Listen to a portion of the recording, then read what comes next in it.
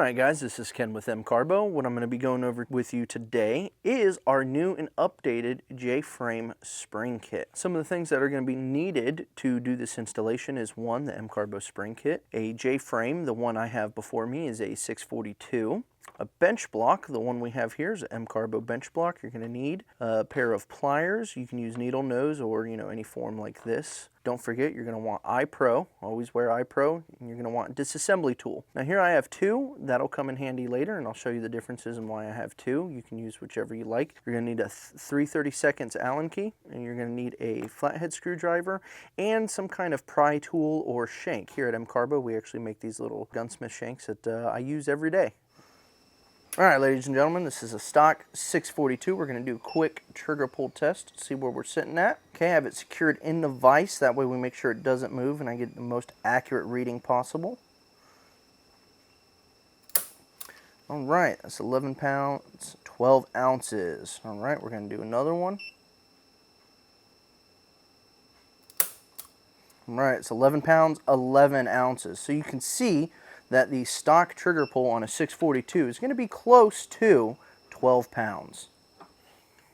All right, ladies and gentlemen, when you have your firearm, all right, we're going to want to clear it together with the J-frame and the 642. One of the things we want to do is you're going to push forward on your locking latch here, and you're just going to push the cylinder out and over. All right, check in here. All individual cylinders are empty, and your barrel, nothing protruding. Everything looks nice and clear. All right, so one of the things we're going to do, we're going to move over to your 3/32 Allen key, okay? And go ahead and start taking this apart. Now, something to look for. When you take these grips apart, on some of the rubber ones or the wood ones, okay, it's going to come out into two, there might be a gash or like a line sitting across with a little silver bar, okay? That will be your hammer disassembly tool. If your firearm, like this one, doesn't have one, you can either use a paper clip or 1/32 Allen keys myself. And we're going to disassemble this and we're going to put everything in order as we take it apart. Go ahead, you're going to take your flathead screwdriver, okay, you're going to put it in here.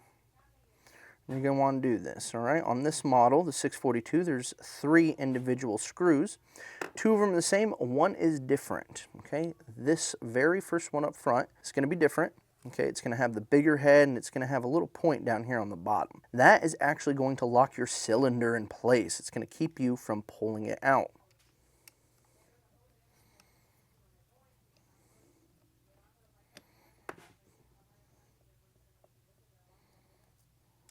So if you look at this other screw over here, it doesn't have a point on the end. All right, it's a lot smaller head. It's going to have a little more threads on it. It's kind of hard to get those mixed up. We're going to have a second one over here. All right, so it's loose enough. Should be able to pull that out. All right, so now we got the screws. Hold our side plate in place. I'm going to use my shank. You can use a thicker Allen key. You can use your flathead screwdriver. Whichever tool you prefer gets you some good grip. You're going to come in on the inside here, okay? And you're going to pry up. You just want to pop this off, okay? So you're just going to pry up. Boop. Sometimes it takes a little pressure. You can use a little wooden dowel, a piece of plastic if you will.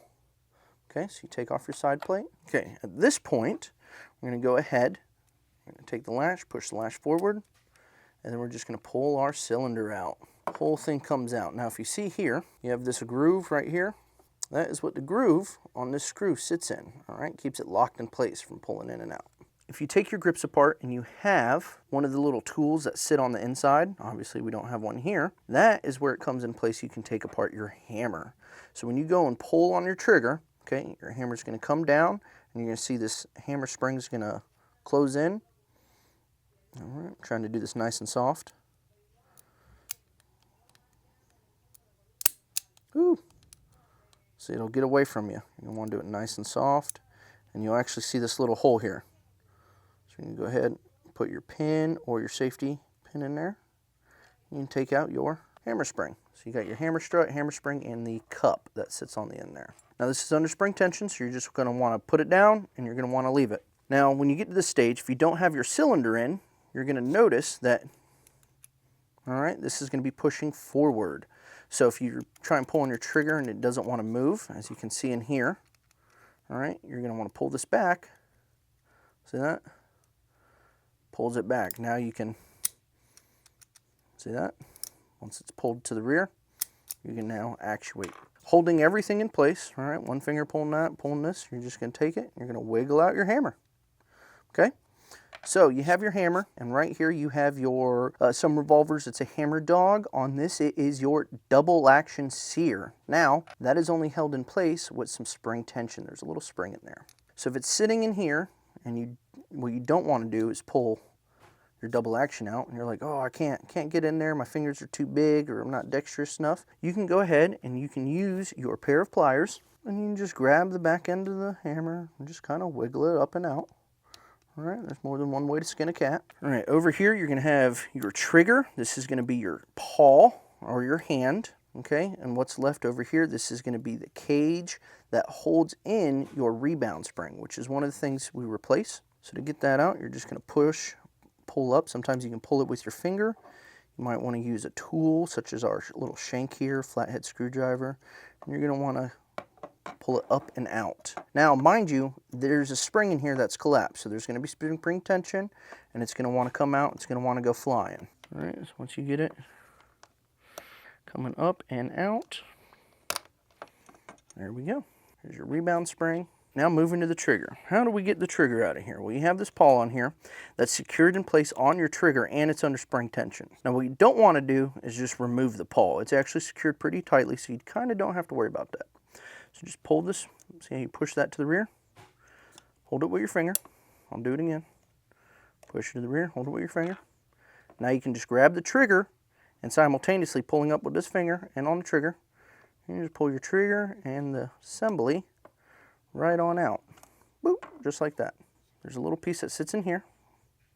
Okay.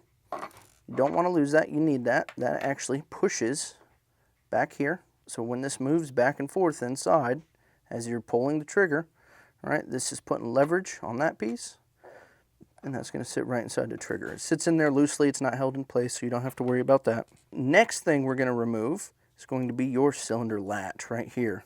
Okay, or cylinder stop, should say.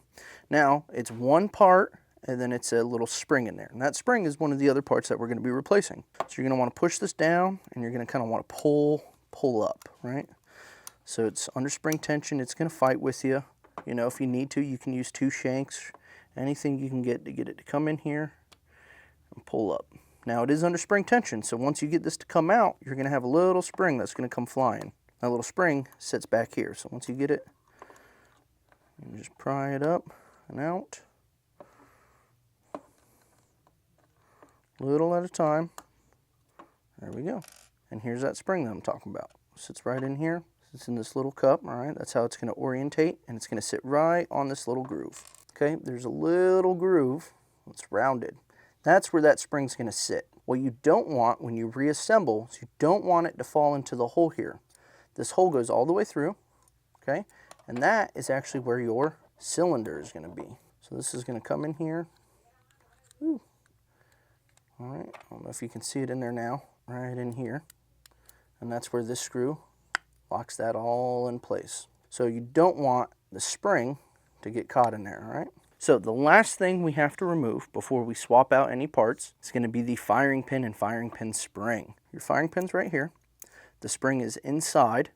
And then right here you have this little pin that holds it all together, your firing pin, retaining pin. Just take your little bit of pliers, you just grab it. You should be able to just wiggle it on out.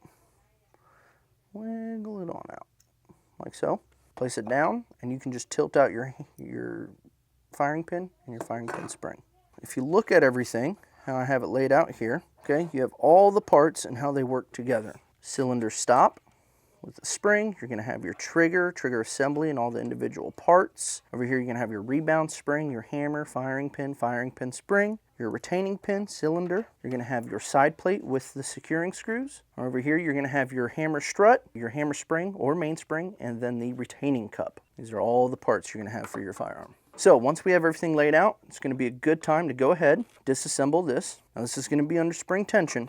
All right, so if you don't have strong enough palms to push down, you can also get a rag, something to help ease the pain on your hand. You're just going to push down, and you're going to pull this out. Gently release, all right? It's under spring tension. This is a hard hammer spring. It's going to want to spring out and go everywhere. So you're just going to ease it on up.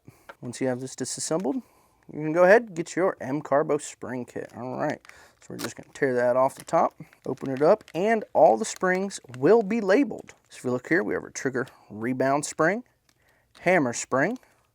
Okay, this is your firing pin spring and your cylinder stop spring. So everything's labeled. Go ahead and swap them out one for one. Take this out. If you want to look, you can do a comparison. They're roughly the same size. One might be a coil longer, coil shorter, but this is going to be the CARBO one. Put that down, and then put the back in the baggie. All right, so you replace the CARBO one with the stock one, and just go through and do that. Trigger rebound spring, put that down. Go ahead and take your trigger rebound spring, put that in there. Cylinder stop spring, one for one. It's that simple, folks. And last, firing pin spring. All right, so in the baggies, you should have taken out all of your CARBO springs and done a one-for-one swap with the stock springs. Now you can keep these to the side, keep hand on those, because if something were to ever happen to your firearm, you can always put your stock springs back in, use it for troubleshooting, or whenever you send it to your local gunsmith, they might want the stock springs, so they can do a comparison and just look things over. It's always good to keep them on hand. Once you have everything replaced, we're just going to work backwards now. So we took the hammer strut, hammer spring, all that apart. We're just going to put it back together. Now looking at this, you're going to notice you're going to have a nice smooth shiny side, and then you're going to have a duller rough side. It actually might have some sharp corners. Generally speaking, right, when you open up the gun, okay, you're going to want to see the shiny smooth side. Okay, that's how it came in. That's how we're going to put it back together. You're going to get your cup. Go ahead, put that on here. This part is going to require some ambidextrousness with your hands, if you're saying that correctly. Get that seated. All right, once it's on there, you're going to want to push down. Okay, keep it secure, because remember, it's going to want to go everywhere. Take your tool. You're just going to put it in the hole. All right, secured in place. There we go. All right, since we did that, what was the thing we did before? It's your firing pin. So take your firing pin spring, take your firing pin. See, there's a groove here. That groove is going to facing down towards the hole, right? Because you're going to want to put your firing pin retaining pin in there. It's going to want to sit in that groove, okay? Sometimes it can get away from you. This is one of those things, folks, that if your fingers are too big, you can't do it with your hands, get you a nice pair of little pliers, see if you can hold it in place. You know, it might work for you, might work better, might not work, might be worse. You know, we're all different. Listen, folks, I've been doing this for years, and things like this still give me issues. So if you're having problems, don't feel bad, all right? There we go. Boom. Easy peasy. All right, so once that's seated in there, go ahead, take your firing pin retaining pin. You can take your little flathead or gunsmith shank, whatever tool you have. Press that in, and then just push the pin down. All right, make sure it's nice in place. And then you can test it. Press on your firing pin. You can see it comes out this side. Okay. It has spring tension. It's nice and secure. So we're going to move on to your cylinder stop. Now remember, all right, this hump is what's going to stick into the little notches on your cylinder. So that's going to want to go up. If you look here, there's a oval hole, and you have two pins. So this front pin is going to be where the oval hole goes, and the back pin is going to sit inside, up underneath this little claw. Before you put all that in, take your CARBO spring, put it in there, get it lined up, okay? And it's going to sit just like that. Okay, now what you're going to want to do, take a flathead, whatever tool's easiest for you without damaging anything, press that flat spring, okay, and you're going to push down on your cylinder stop. Now it might want to go in, it might want to try and be a little cockeyed, but you can kind of push it on in there, all right? There's a lot of room in there, the tolerances aren't too tight, so you can kind of get away with just kind of pushing it down in there. And if you look, you have spring tension, so you know you did it correctly, okay? All right, now what did we do before that? We took the trigger out. So all we're gonna do is put it back in. So remember, you got your trigger here, trigger assembly, if you will, because you got your pawl attached. You're gonna take your little pin here, all right? And it can only fit one way, really, because if you try to do round down, see, it won't really fit in there. You're gonna wanna do hammerhead to the side. See, I'm gonna put my thumb over it so it doesn't fall out.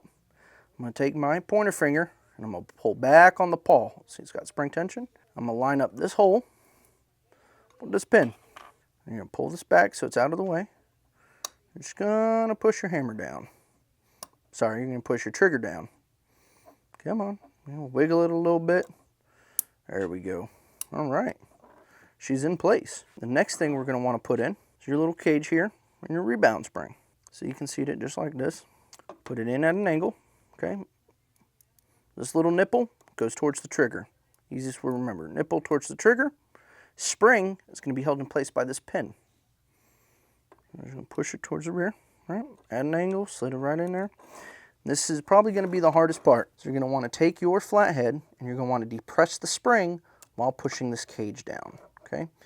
So sometimes that can be a little stiff. If you're weak-handed, you might need some extra help, maybe another family member, or take it to your local gunsmith. Get that to go in there. It's going to want to get caught. See that? It's giving me some trouble. Come on now.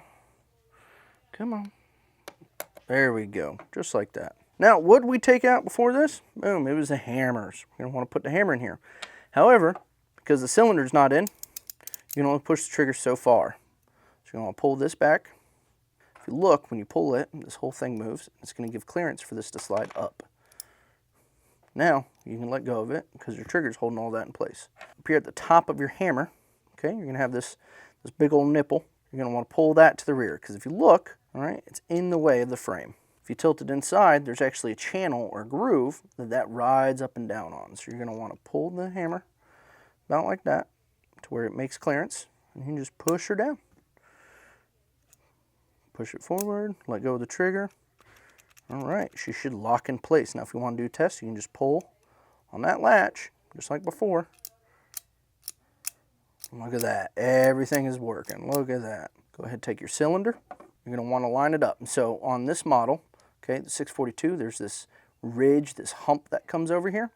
That's actually going to go in line with these grooves on your cylinder. So when you line this up in here, you're going to want to rotate the cylinder, and it should slide right in like that. Okay. Oh no, come on, rotate. Thank you. Push it up. Locks in place. Beautiful. Now, next thing we're going to do is our handy dandy hammer strut. You got your hammer spring and your cup. We're going to take this front end, this round end, you're going to want to push it up into, all right, that groove there, just like so. All right, and you're going to kind of want to come in at a slight angle and drop this back end so you can get it to go. Go ahead, start pulling on your trigger. This is going to start putting tension down here. See, when I pull this trigger, it's going to want to catch inside here. It's going to want to put tension here. Just keep pulling and pull your pin out. Now you've got a working firearm. All right, just continue reassembly. On your side plates, note, this one has a little nipple right here, this little guide nipple. Some of them, it might be somewhere else, you know, it doesn't have to be up here, but you're gonna wanna make sure that nipple rocks into place, right? So we're gonna slide this in, then rock it down, all right? If you try to go the other way, see how it's getting caught? This won't wanna seat, because that's in the way. So, just gonna slide it in, rock it in. There you go. Now, these are all nice, and they try to make them seamless, so they're gonna have a nice tight fit. Get it in there. It's gonna be nice and tight. All right, so if it's super tight, don't worry too much about it. All right, you're just gonna have to put some thumb pressure on there. All right, I'm gonna start. I'm gonna do this one in the back first. So once you start getting it, you can feel it getting tight, and just finger tight, that's so. Don't want to wrench it down, because what's going to happen is your blade is going to pop over and it's going to actually start marring and messing up your little slot there on your screw. So that when you go to take it apart in the future to do any kind of cleaning or maintenance, you know, it's just going to make it that much harder on you. Remember, these two screws are interchangeable. You can put them front, back, back, front. Okay, the only one that has to go in that very, very front hole is the big one right here. So you can take that. Get that seated. Okay, finger tight. Okay, stop moving. This one can use a little more. And then double check that last one. All right, finger tight. Last thing you got to put on is your grips. Now, not all grips are the same. Some are going to be two pieces. You know, depending on what version you have, you might have wooden ones. Earlier, I mentioned that there is a special tool for your hammer. So this is a good point. If your grips came with it, go ahead, just put it back in there. That way you don't lose it, right? Put it back in there, and then you can put your stuff back together.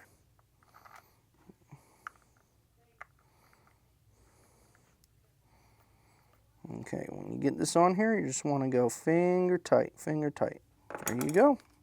Do a functions check. You can pull this out, rotate smoothly, close her back, locks in place, and fires through all cylinders. All right. All right, folks, now that we got her together, let's go see what our new trigger pull is. All right, so we're going to secure one in the vise with the CARBO spring kit. All right, everything functions nice and smooth. All right, so this is a 642-2 with the CARBO spring kit, and we are pulling at 8 pounds, 15 ounces. Do one more just to confirm.